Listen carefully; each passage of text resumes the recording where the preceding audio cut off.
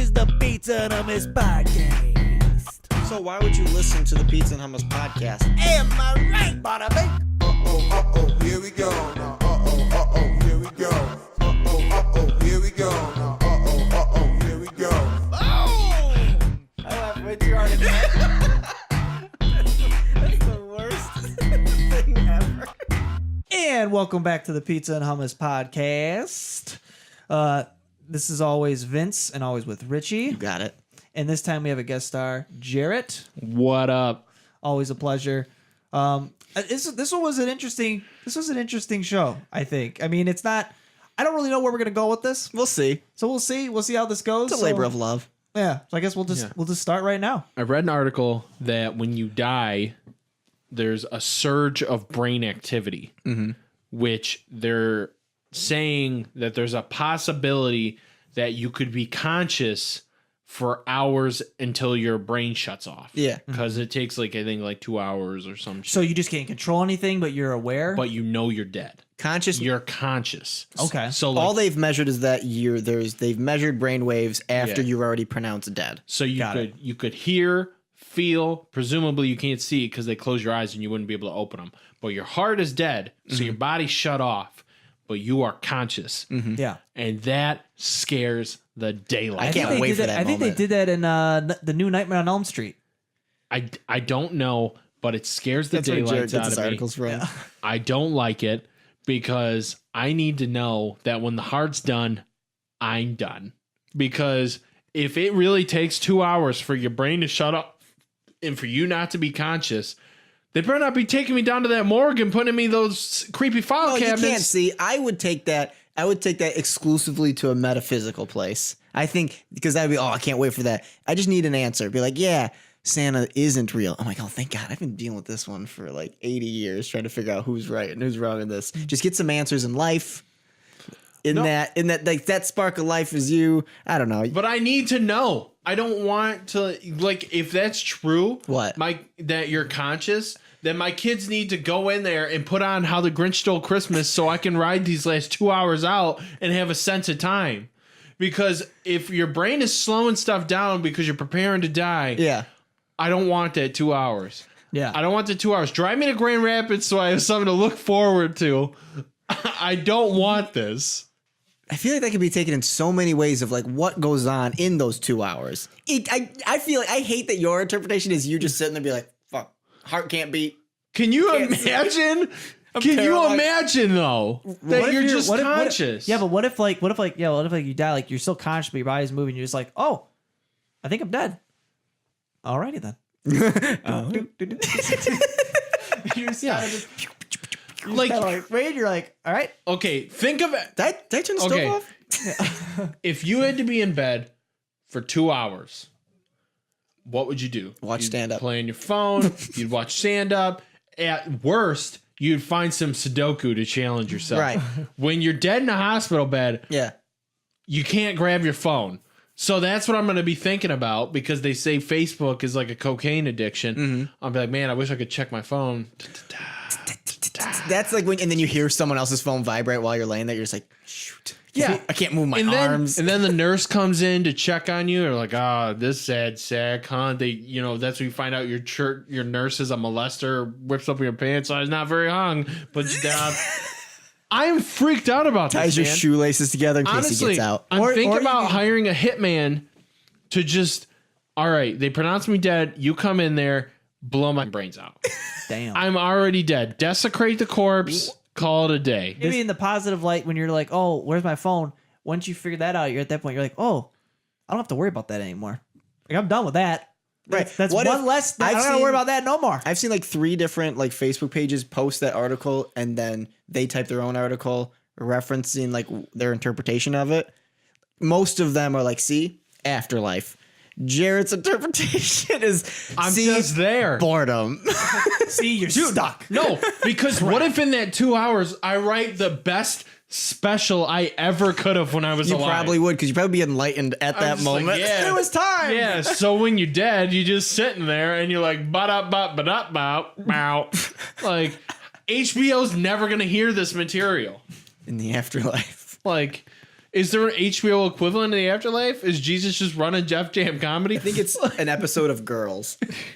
Yeah, but I'm just really scared of dying, guys. I think you gotta Get your shit together. Honestly, after I read that article, I was like, I'm going on a juice cleanse. I'm running 6 miles every day. I'm living forever. I'm running this one out. you gotta come to terms with your own death. Yes. Dude, okay. See, the problem Here's is the that thing. If I have a metaphysical experience where I'm out of body. Right. And I'm just walking around, I'm cool with that. Right. I'll go to 'Cause the you can check your phone cafeteria. still. I'll steal some ghost food. We're good to go.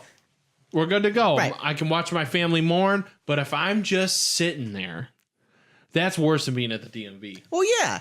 It's DMV's here, right there is the death. you know be messed up though. Like you finally do that, and you're expecting, oh, now everyone's gonna start crying, and then it's like, I was just gonna say that. walk away. You're like, what? There's a couple like low key like high fives. My kid pulls out his phone. What was the number to the life insurance thing again? I gotta check my balances on my account. I hate YouTubers. I'm not a fan of YouTubers anymore. YouTube died after White Boy Vids stopped being active. RIP. YouTube, please sponsor us. Jake Paul is the worst person in the world. That's what the news tells me. And he released an EP called Christmas is Litmus. No. And he's got a song where the chorus says buy the merch and then the URL of where you can buy the merch. And that's not a joke. Buy the merch URL. Buy the merch URL.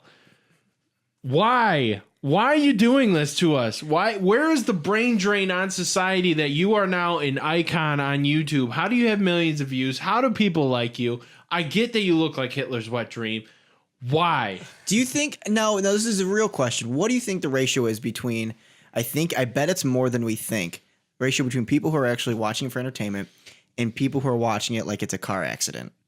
You know what I mean? Like where you're just like, let's just subscribe to the car accident to see how bad it gets. So all I know is that when it comes, like we're in a really weird place now, and I don't know if we've always been in this place, but it just feels like the stuff that's just not good.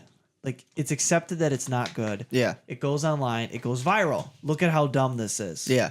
It becomes a big deal. Yeah. Then, since it becomes a big deal, they go, oh, people are listening to this. So then they put on the radio.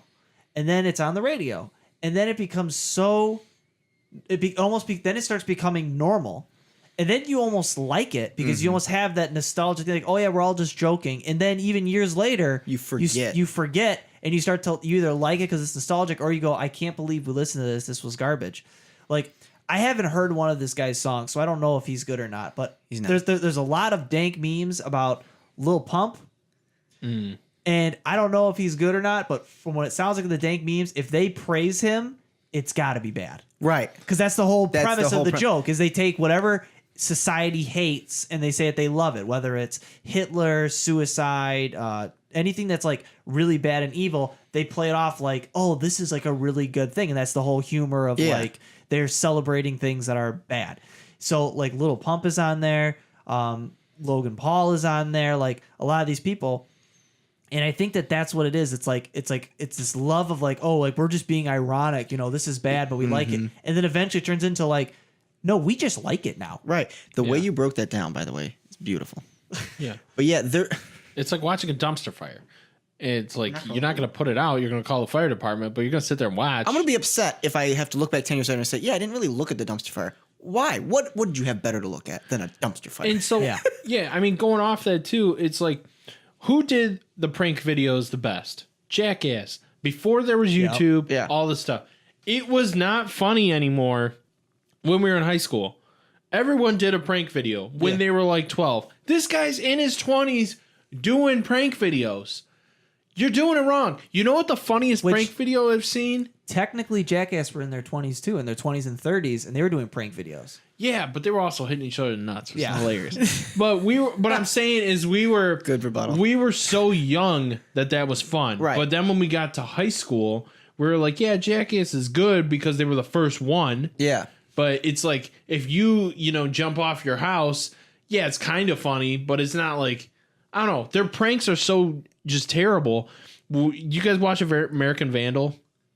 No. No. So they make fun of prank channels in it, and they've got a prank channel where they use like this as like evidence against him, where they're like, yeah, we have a video called Baby Farts, where they run up to people like like couples with their baby, and they fart on the baby, and then they run away. That's funny. Yeah. That's like a funny satire prank video Because it's so satirical and like, wow. Yeah. But that's better. Like if someone actually put that on YouTube, I'd probably laugh at that. Because at that point, it's like a skit. Yeah. At that point, it's not like you taking what you're doing seriously. Yeah. You know? What's scary is exactly what you were saying. You're doing it because it's ironic until you forget that you're doing ironic and you actually like it. Meanwhile, it was never good in the first place, and Jake Paul has tens of millions of dollars. Yeah. It's scary. Yeah. Yeah. Yeah. And I think, but then I also bring up this question though. Okay.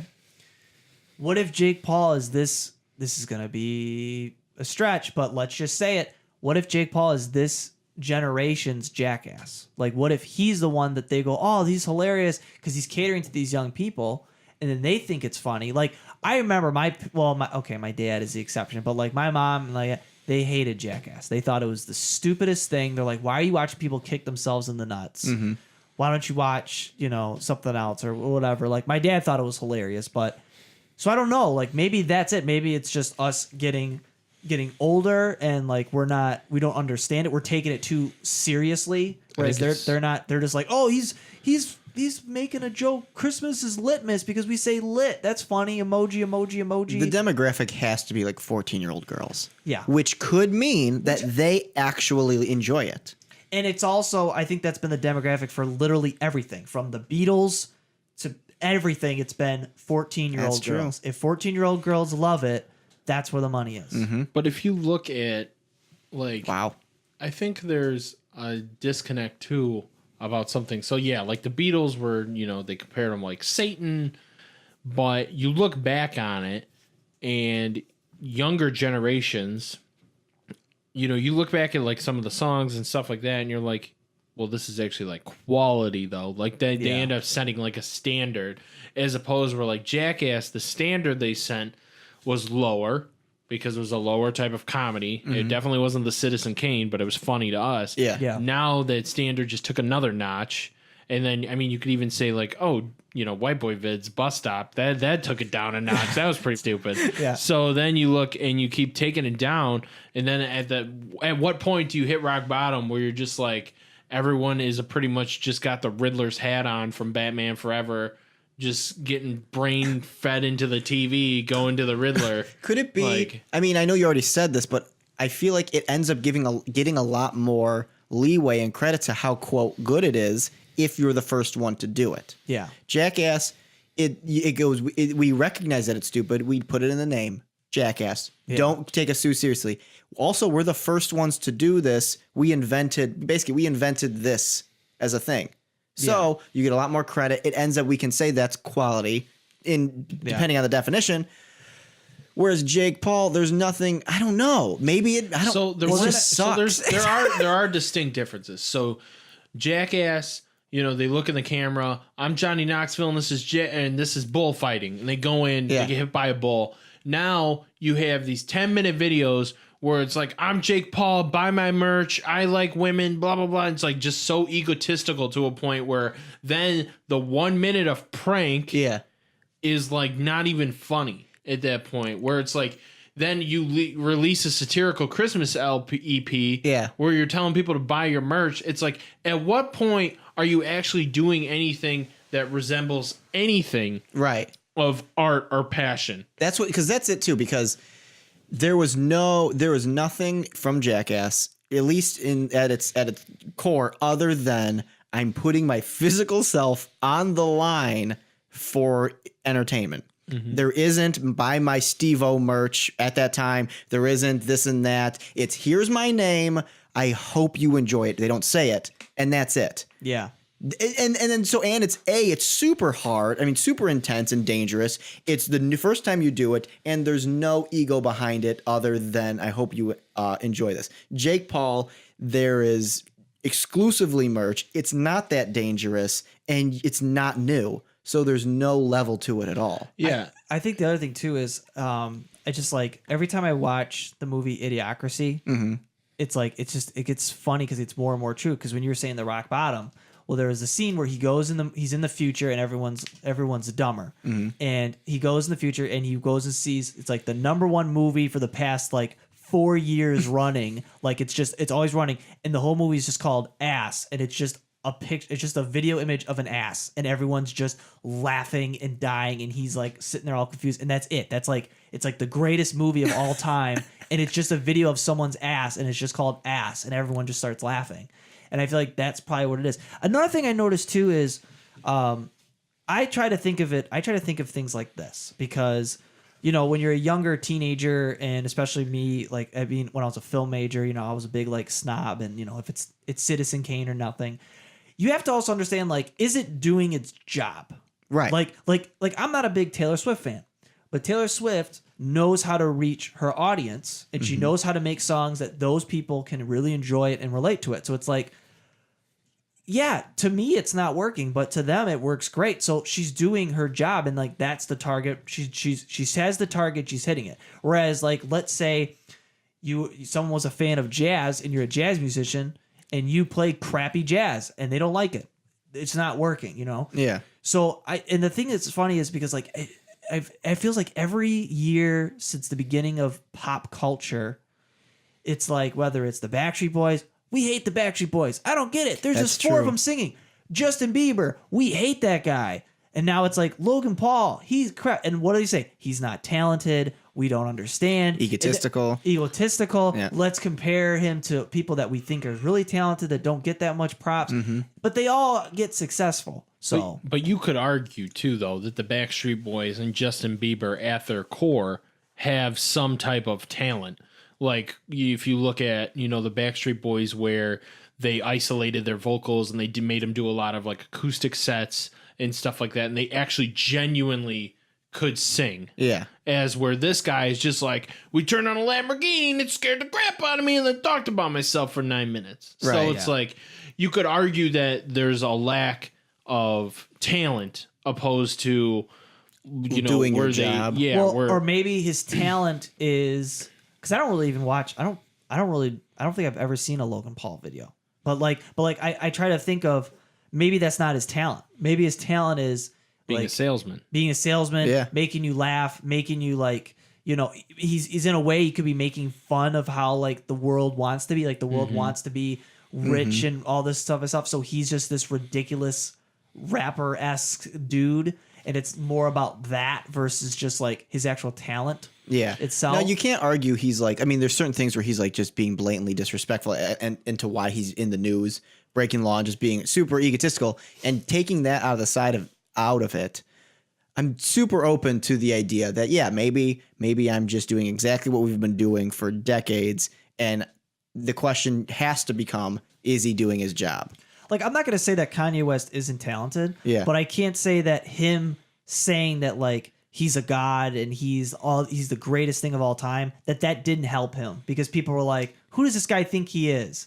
And then like his music kind of skyrocketed with him saying that he's the best of the best and he's above everyone else and he's a lyrical genius. You would and all argue, this type of how stuff. much did he do that on purpose? Yeah, So like whereas if he was humble and meek the whole time, I don't know how if he would have kept his fame, you know. Yeah, and he's talented. I can 100% agree with that. The difference, I say, is I don't truly believe that Kanye was conscious of it. So I think that there's something of a little bit of a rock star mentality. So you look at, you know, Axl Rose / people that die over drug overdoses. You know, Justin Bieber gets 1 million tattoos, gets in trouble, you know, gets thrown in jail. There's a point where it consumes you, and that's who you genuinely are, rather than stepping away from the salesman side of it. So if you look at, you know, his first single, The Baby verse featuring Ludacris or whatever, he's being a salesman. He's doing the dance and being a pop guy. Yeah. Now, you know, he's genuinely, you know, disgruntled from fame, all that stuff. You look at Kanye, you know, he grinded as a producer for how many years. So they genuinely become consumed as that person. as opposed to where Jake Paul is consciously like, yeah, I'm just gonna sell shit all the time. That is an element of, it's just like Yeah. it's almost like maybe it's the phrase of, I don't think you've served any time. I just think you somehow have millions of dollars in this big house and you're like, I'm going to do what they do. And it's conscious. You're saying I'm going to do what they do and not like what Jake Paul would do. Yeah. Because But maybe then it's all selling at that point. yeah, because I would agree that Taylor Swift's style change is a very conscious thing. Oh, hell yeah. That she was not just like, teardrops on my guitar to Shake It Off. Like that kind of switch within a decade, musically, you could argue that doesn't happen that dramatically. And with all the other things that she does with the crazy non-compete agreements, her father, owns part of the label. You could say that she's consciously treating herself as a business. Yeah. As where Kanye, you look at his last album compared to the first one, if he wanted to genuinely sell stuff, he would not have put out The Life of Pablo, because all the reviews on that album were that it's mixed, it doesn't seem coherent, but at the same time it's very Kanye.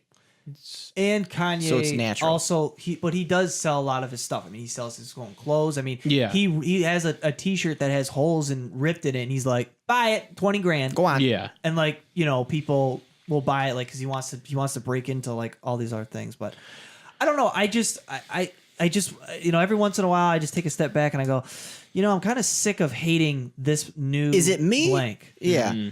I really know? liked what you said though, which I think people need to do more often with everything is it doing its job? Because that takes a lot of the bias out of it, and it really hits home with comedy we were talking about a little bit earlier, and it makes me upset when someone doesn't say a very particular sentence. If you don't like something, a comedian, and they're famous, saying it's not good makes me upset. Saying I don't like it, I think is important because comedy is subjective, and then you look at, is it doing its job? I was just talking to someone and they were talking about the voices. That guy's not good. His punchline is the voice, or punchline is physical comedy. So what are you, a comedy purist that thinks everyone has to be Anthony Jeselnik and everything is written and it's bop, bop, bop. Here's a joke, bop, bop, bop. And they're 3-second jokes. There's a bunch of different kinds of comedy. Everyone's laughing. And too, you can even argue Anthony Jeselnik, the way he delivers it. If he was, how would he perform it? Would that be different? I mean, when he's like just cold and he's saying these jokes that are like really mean and evil, that fits the whole persona. It's all a whole thing. I mean, stand-up comedy isn't just like, if you want to be, I feel like the people, they worry so much about like the writing of the jokes. Okay.